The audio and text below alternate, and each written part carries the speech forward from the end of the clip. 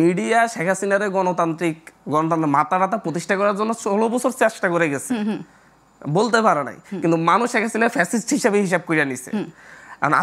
আমি বলতে চাচ্ছি, আপনি যেটা তার পোস্টার হোল্ড করে, সে যে পদে আছে, যেটা আছে সেটা আপনি বলবেন, মানুষ হিসাব করে দিবে। সে বিএনপির সাথে কানেক্ট করবে না, জামাতের সাথে কানেক্ট করবে। হান্নান মাসুদ, আমি কালকেও বলছি, আজও বলছি, হান্নান মাসুদ গত 1 বছরে অন্যায় পথে, নীতি বহির্ভূত পথে 1 পয়সাও কামাই নাই। এবং আমি গাড়িতে চড়ি না পায়ে হেঁটে চলি নাকি কত টাকার পাঞ্জাবি গায়ে দিই, এটা যেমন আপনি 5 আগস্টের আগে আমাকে জিজ্ঞাসা করতে পারেন না, প্রশ্ন তুলতে পারেন না, এখনও পারেন না, কারণ আমি জনগণের সুবিধা গ্রহণ করা কোনো পদ হোল্ড করি না। আমি না কোনো গভর্নমেন্ট জব করি, না বেসরকারি জব করি। বেসরকারি জব করলে বেসরকারি খাতে দুর্নীতি করছি না, সেই কোশ্চেন করতে পারেন আপনি। আমি যদি হচ্ছে কোনো সরকারি হোল্ড করতাম, তাহলে আপনি সেই কোশ্চেন আমাকে করতে পারতেন। কালকে রিপোর্টার পাঠান, আপনার কাছে তো রিপোর্ট আছে, ইনফরমেশন আছে, আমার বাড়িতে নাকি 3 তলা বিল্ডিং তুলছি, আপনি গিয়ে দেখেন, কালকে দেখেন আমার বাড়িতে 3 তলা বিল্ডিং আছে কিনা। আমি একটু হান্নান মাসুদের কাছে আসি, আজকের প্রসঙ্গটা নিয়েই আসি। আপনার গতকালের বক্তব্য আমি শুনছিলাম, সেখানে আপনি বলছেন যে সমন্বয়ক শব্দটাকে সবাই একটা নেতিবাচক জায়গায় নিয়ে গেছে এবং এটা একটা বদনাম করার চেষ্টা করেছে, এবং এটা কেউ করলে আপনারা সেটাকে কঠোরভাবে সেটা দমন করবেন। সমন্বয়ক শব্দটাকে বা সমন্বয়কদের বদনাম করার চেষ্টা কারা করছে আপনারা বলছেন? আপনাদের মিডিয়া সহ সবাই করছে। আচ্ছা, আপনার যে সমন্বয়ক না, আপনি যে কোনো সমন্বয়ক পদধারী কেউ সমন্বয়ক পোস্টটা হোল্ড করছে, এরকম কেউ অপরাধ করলে তার নাম ভাষায় সমন্বয়ক ইউজ করেন, আমার সমস্যা নেই। কিন্তু আপনি যখন কেউ সমন্বয়ক না, অন্য কোনো পোস্ট হোল্ড করছে, আহ্বায়ক, যুগ্ম আহ্বায়ক, যুগ্ম সদস্য, সচিব, সদস্য, এই জাতীয়, আপনি তাকে যখন সমন্বয়ক হিসেবে পরিচয় করাবেন, তার মানে আপনার উদ্দেশ্য প্রণোদিতভাবেই এই শব্দটাকে বিতর্কিত করতে চাচ্ছেন। আমি গত পরশু একটা রিপোর্ট দেখলাম, বাংলাদেশের একটা নাম করা মিডিয়ার, প্রতিষ্ঠিত মিডিয়ায়, তারা একটা ইউনিয়ন আহ্বায়ককে নিয়ে পোস্ট করছে, হচ্ছে একটা পদই জীবন বদলে দিল। সে সেকেন্ড হ্যান্ড একটা বাইক কিনছে এবং হচ্ছে ঘরের পুরাতন দরজা জানলা চেঞ্জ করছে, আগে দরজা জানলা ছিল না, ওইটা লাগাইছে। এটা নিয়ে একটা নিউজ করছে 3 মিনিটে, সেখানে বলছে একটা পদই তার সব কিছু পরিবর্তন করে দিল। পদটার নাম সমন্বয় করছে, এরপরে বলতেছে সে একটা ইউনিয়ন আহ্বায়ক। আমি বলতে চাচ্ছি, একই সাথে গুলশানে যে ঘটনাটা ঘটছে, ওই ছেলেগুলো আমি দায়িত্ব নিয়ে বলতেছি, ওই ছেলেগুলো কখনো সমন্বয়ক পদ হোল্ড করা নাই। আচ্ছা, কিন্তু সবাই এটাকে প্রচার করছে সমন্বয়ক, সে সমন্বয়ক পরিচয় দিয়ে কাজ করতে পারে, কিন্তু আপনি মিডিয়া বলতে পারেন না যে সমন্বয়ক রিয়াদ গ্রেপ্তার, সমন্বয়ক ছবি সবার সাথেই আছে, আপনাদের কাছের ছোট ভাই হিসেবে তিনি ছিলেন। আমি বলছি ও আমার কাছের, ওরা আমাদের কাছের ছোট ভাই হোক, দূরের ছোট ভাই হোক, যেরকমই হোক, আপনি সেটা হোল্ড করেন। আপনি সমন্বয়ক শব্দটা ব্যবহার করতেছেন কেন? সে কি সমন্বয়ক পদ কখনো হোল্ড করছে বা বর্তমানে আছে? এটা তো সাংবাদিকতার নীতির মধ্যে পড়ে না। আপনার টার্গেটটাই একটা জায়গায়। ও বৈষম্য বিরোধী এখন নেই, সে গণতান্ত্রিক ছাত্র সংসদের পোস্টেড।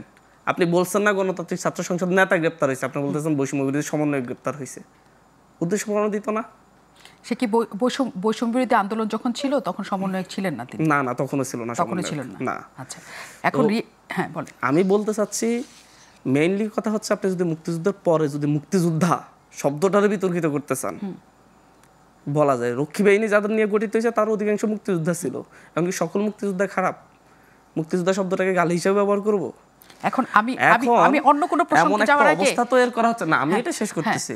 আপনি যেমন রক্ষী বাহিনীকে রক্ষী বাহিনী বলতেছেন, যে হচ্ছে সেখানে মুক্তিযোদ্ধা শব্দ ব্যবহার করতেছেন না।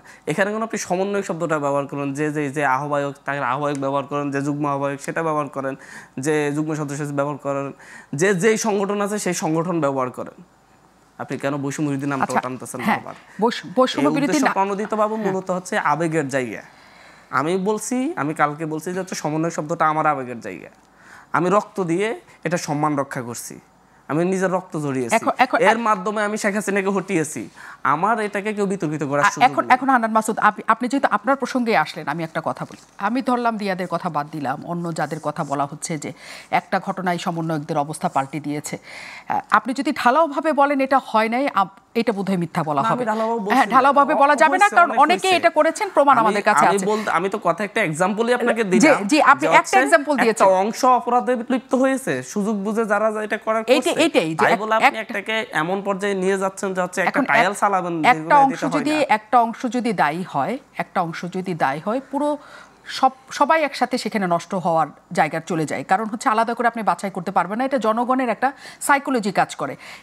শেখ হাসিনা মানে বাংলাদেশের চাঁদাবাজির জন্য সবকিছুর জন্য বিএনপি, এই যে 92% অপরাধের সাথে বিএনপি জড়িত, আজকে চাঁদাবাজির আপনি সব বলবেন না, আমি বলতেছি 92% বিএনপি, 5% জামাত, এনসিপি 1%, এইভাবে আজকে একটা রিপোর্ট হলো অপরাধের সাথে জড়িত, তাহলে আপনি বিএনপি সবাইকে খারাপ বলবেন? আপনি বলতে পারবেন না, কিন্তু যখন বলে নামটা গাল হিসেবে উপস্থাপন করবেন, কিন্তু আপনি যখন আমরা যখন বলি বা সবাই যখন বলবে বিএনপি তো এখন চাঁদাবাজি করছে, অতগুলি নাম কেউ মনে রাখে না।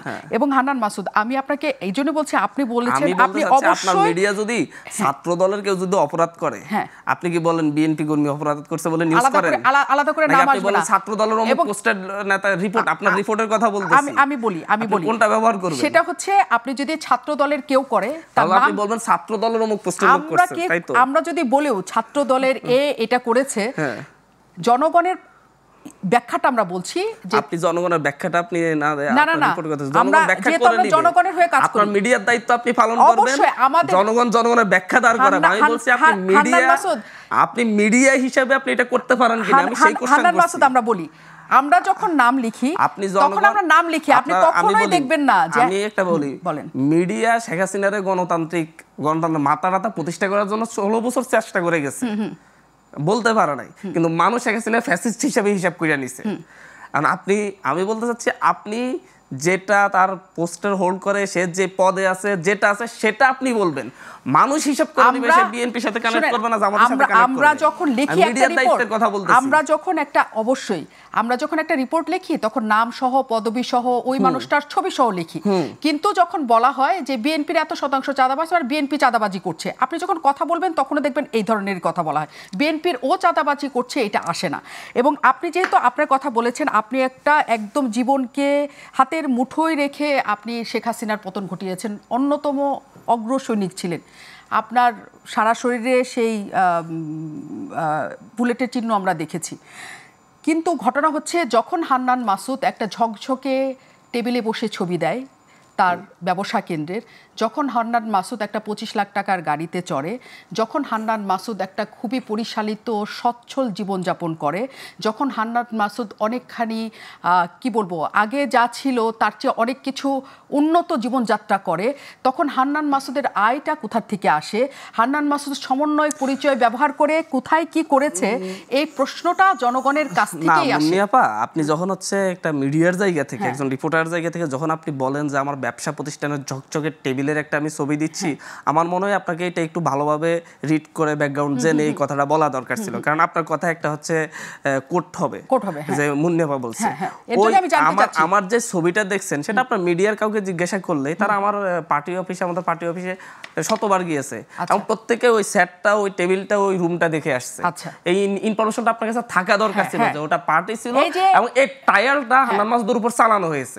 আমি বলছি, এই যে আপনি যে কথাটা বলছেন, এই যে হান্নান মাসুদ ঝকঝকে ব্যবসা প্রতিষ্ঠানের টেবিলে বসে ছবি দিচ্ছে, এই টায়ালটা মিডিয়া এবং হচ্ছে এই দেশের যারা হচ্ছে সমালোচক তারা চালাইছে হান্নান মাসুদের উপর। আচ্ছা, এটা হচ্ছে ফার্স্ট।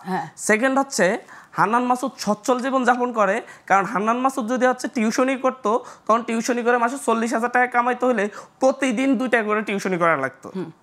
আর আমার প্রতিদিন একবার আপনার এখানে আসলে, আজকে আমি আপনার এখান থেকে 3,000 টাকা করে নিয়ে যাবো, আর 30 দিনে 30টা টকশো করলে আমার 90,000 টাকা হবে, জীবনে পরিবর্তন হবে।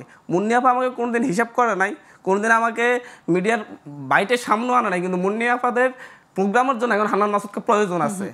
ঠিক একইভাবে এই হান্নান মাসুদের অনেক শুভাকাঙ্ক্ষী যখন পরিস্থিতি তৈরি হয়ে যায়।